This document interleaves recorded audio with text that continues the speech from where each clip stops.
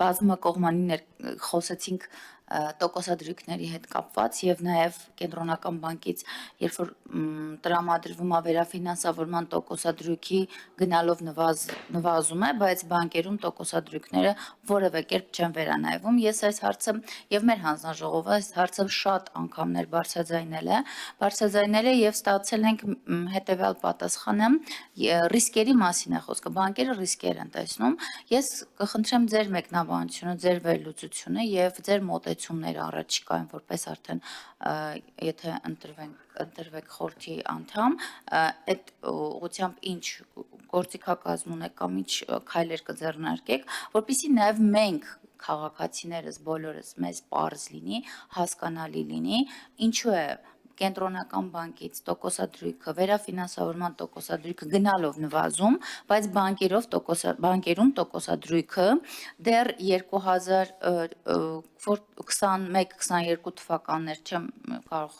ստույգ հիշել, բայց մեր բոլորի հիփոթեկային վարկերը լողացող 2%-ով բարձրացել են։ Ինչու առ այսօր այդ տոկոսադրույքները չի վերանայվում եւ չի նվազում, այսինքն երբ կա ռիսկ, բոլորս ընդունում ենք, մոտեցումը ընկալելի է եւ ընդունում ենք բարձրացմանը, որտեղ ստորագրել ենք այդ պայմանագիրը լողացող տոկոսադրույքով։ Բայց երբ որ արդեն անցնում են բոլոր այդ ռիսկերը եւ անցնում է բավականին երկար մի քանի տարի ինչ իջնում է, նվազում է տոկոսադրույքը վերաֆինանսավորման, որևէ մեկի տոկոսադրույքը որևէ փոփոխության չի ենթարկվել։ Ուզում եմ հասկանալ, որտեղ է այն ռիսկը, որը տեսնում է բանկը ռիսկը տեսավ բարձրացրեց, ռիսկը անցավ դեռ չնվազեց, որտեղ է խնդիրը։ Շնորհակալություն, կարևոր հարց է, ինչպես արդեն նշեցի, այստեղ շատ էլի տարբեր գործոններ կան եւ ռիսկի հավելավճարը բնականաբար որ մեզ մոտ բավականին բարձր է, այդ հարցերից մեկն է, պատճառներից մեկն է, շատ այլ պատճառներ եւս կան, մեր ֆինանսական համակարգը շարունակում է մնալ դոլարացման մակարդակը բարձր է, էլի չնայած շարունակաբար նվազում է, սակայն դա եւս տոկոսադրույքների, այսպես դրամով տոկոսադրույքների ոչ բավարար ճկունության պատճառներից մեկն է հանդիսանում։ Այստեղ կարևոր պատճառներից մեկն է ֆինանսական համակարգում մրցակցության ոչ բավարար մակարդակը, այսինքն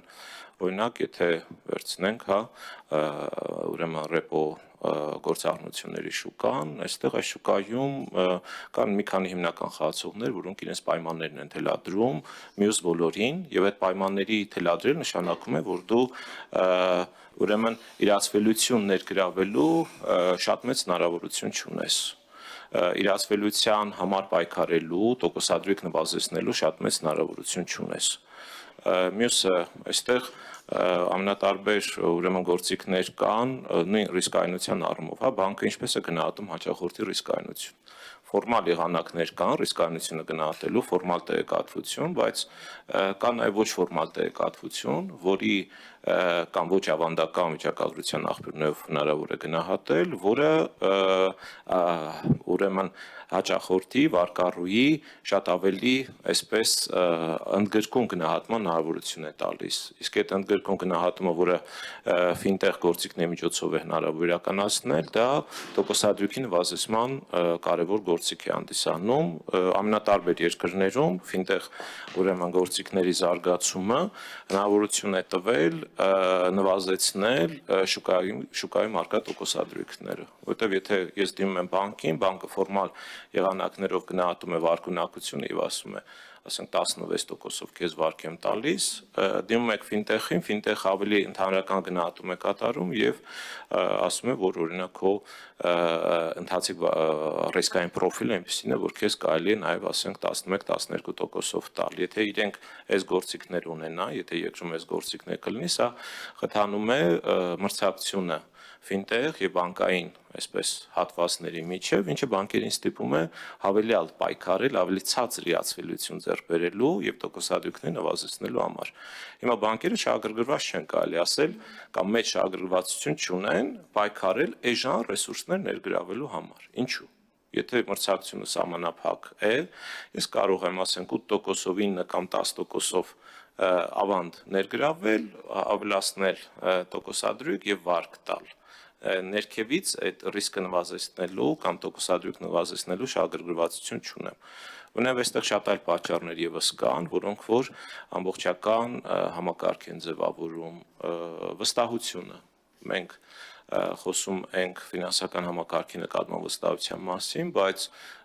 որ վստահությունը որոշակիորեն բարելավել է, այնուհանդերձ կա որոշակի իներցիոն մտածողություն եւ այդ իներցիոն մտածողությունը շուկայի մասնակիցներին հնարավորություն չի տալիս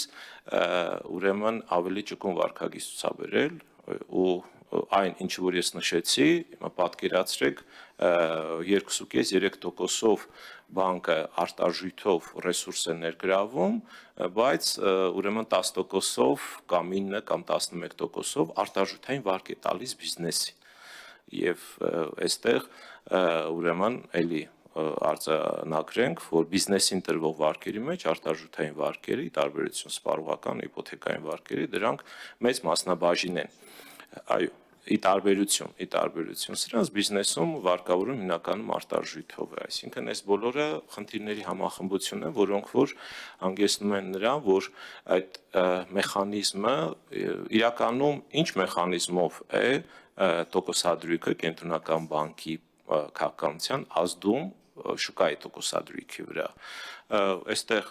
ուրեմն այդ տոկոսադրույքի փոխանցման մեխանիզմն է, մեկը տոկոսային կանալն է, այսպես ասած, մյուսը փոխարժեքի կանալն է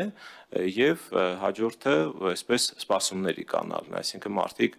եթե կենտրոնական բանկը փոխեց իր տոկոսադրույքը, մարդկանց սպասումների ձևավորման վրա այական անդրադարձ ունեցավ, թե չէ։ Այստեղ մենք եւս խնդիրներ ունենք։ Մարդիկ իրենց սպասումները ձևավորելիս առաջնորդվում են կենտրոնական բանկի տոկոսադրույքի փոփոխություններով, թե չեն առաջնորդվում։ Շատ երկրներում այո առաջնորդվում են, դա պետք է առաջնորդվեն, բայց այսօր մեր շուկայի մասնակիցները ոչ թե կենտրոնական բանկի տոկոսադրույքի փոփոխությամբ խարսխում են իրենց սպասումները, այլ իրենց սպասումներն դա համարում են որպես ուղղակի ազդակ, բայց իրենց իներցիոն վարքագիծը շարունակում են, որ ավելի ծանրակշիռ գործոններով է պայմանավորված։ Շնորհակալություն։ Շատ կարճ հետևյալ ստացվում է, որ բանկի ռիսկը արտարժութով տրված վարկերի մեջ է, այսինքն ինքը համարում է դա ռիսկային գործոն եւ տարածում է բոլոր նաեւ դրամային վարկերի տոկոսադրույքների վրա, բայց արդյունքում ունենք այնպիսի պատկեր, որ բանկերը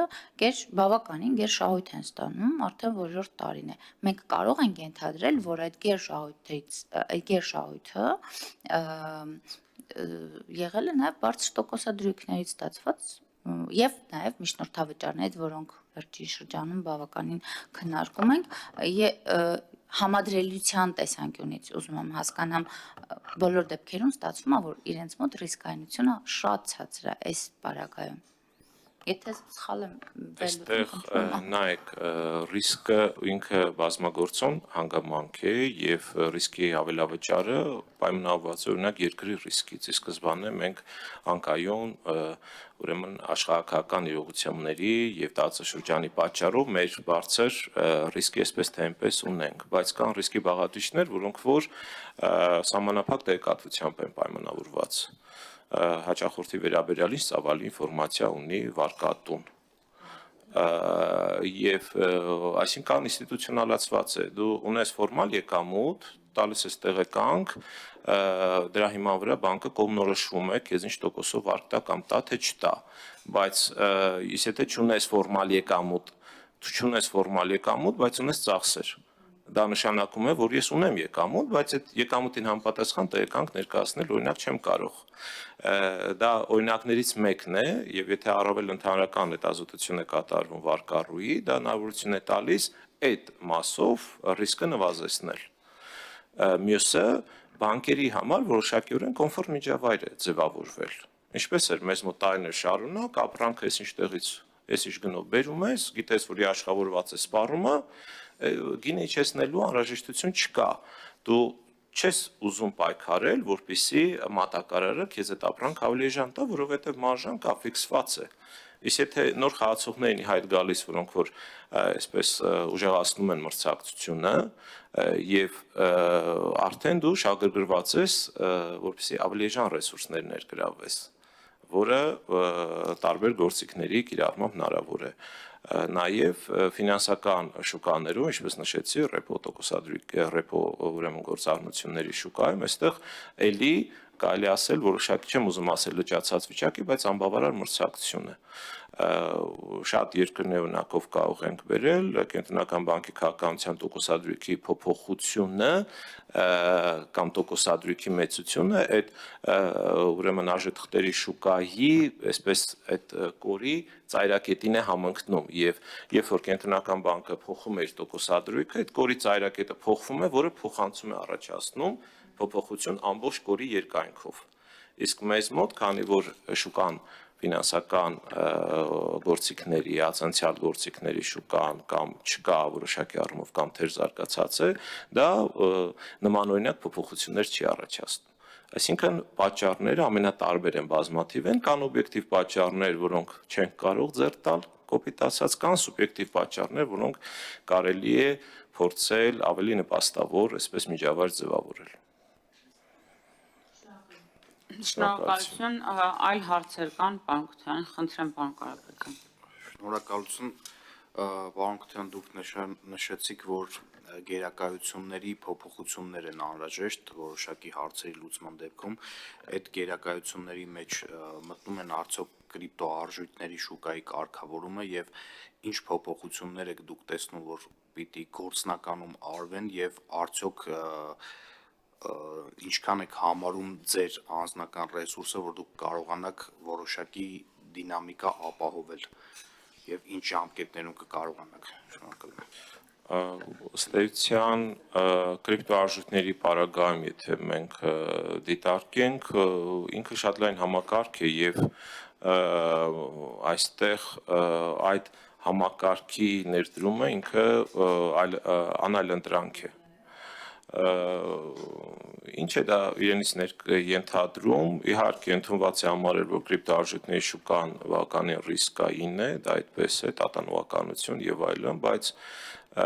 այստեղ մենք պետք է հասկանանք, որ խոսքը ուրեմն տեղեկատվության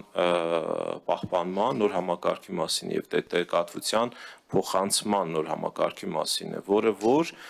ռիսկերի հետ միասին պարունակում է նաև առավելություններ, առավելություններից է օրինակ արագ վճարումների համակարգի ձևավորումը, որը մեզ մոտ խնդիր է, օրինակ, ասենք Հայաստանում անկանխիկ գործառնությունների պարագայում, քարտային գործառնությունների պարագայում բիզնեսը նշանակալի ծախսեր ունի եւ դա բիզնեսի որոշակի դժգոհություն է հատկապես ՓՄԶ պարագայում առաջացնում մարդիկ ասում են մեզ տեղափոխեցիք անկանխիկ գործառնությունների դաշտ, բայց մենք տոկոսներ ենք հավելյալ վճարում, քարտային սպասարկում եւ այլն։ Իսկ ուրեմն արագ վճարումների համակարգով հատկապես այն համակարգերը, որտեղ հիմնական այսպես գործիքը կամ որպես գործիք հանդես է գալիս կենտրոնական բանկի թվային արժույթը, հնարավոր է մի քանի անգամ նվազեցնել այդ այսպես միջնորդավճարները, դա լուրջ պոտենցիալ է իր մեջ պարունակում։ Իմ դիրքորոշումը հետևյալն է, որ այս ոլորտին այո պետք է զգուշությամբ վերաբերվել, բայց այստեղ պետք է ձևավորել ավելի արագ զարգացման օրակարգ եւ փորձել այդ օրակարգը իրագործել։ Նույնը, ասենք, կենտրոնական բանկի ռազմավարության մեջ ամրագրել է, որ պետք է ասենք թվային արժույթի ուրեմն ներդրման նպատակահարմարության վերաբերյալ այսպես հետազոտություններ արվեն։ Դեռ այդ փուլում ենք, բայց այդ հետազոտությունները խորքային, ամբողջական, համակարգային դեռևս արված չեն եւ այսօր նույնիսկ չկա այդ հարցի պատասխանը, թե որքանով է դա նպատակահարմար, ինչ ռիսկեր է ստեղծում, շուկայի մասնակիցները ինչպես են դրան արձագանքում, մինչդեռ շատ երկրներ կան, որոնք այդ համակարգը ներդրել են եւ դա մեզ մոտ ընդունված է համարել, որ դա ստեղծում է նոր ռիսկեր, իրականում դա նոր ռիսկեր չի ստեղծում, այլ նախորդ ռիսկերի կամ եղած ռիսկերի նոր դրսևորումներ է հայտ բերում եւ այո, բարդ է դրանց կառավարումը, բայց դրանց կառավարման գործիքներ եւս կան։ կամ ասենք կենտրոնական բանկի դիրքորոշումը թվային կերպափոխությունների վերաբերյալ թվային միջավայրի առումով մեզ մոտ այն դիրքորոշումն է եղել, որ դա անհրաժեշտ է բանկերին, իրենց անհրաժեշտ է թող իրանք էլ անեն, բայց իրականում թվային կերպափոխությունը դա անհրաժեշտ է ընդհանուր ֆինանսական համակարգին, անհրաժեշտ է նաև կենտրոնական բանկին, ֆինանսական վերահսկողության, այսօր այնպիսի գործիքներ են կիրառվում, երբ որ կոնկրետ բանկում, կամայական բանկում տեղի ունեցող կամայական գործառնությունը կենտրոնական բանկը արձանագրում է եւ ուրեմն կայունության վերլուծություն կատարվում է ոչ թե ասենք տարին որոշակի պարբերականությամբ, հա, այլ ուրեմն օպերատիվ ժամանակի ռեժիմում։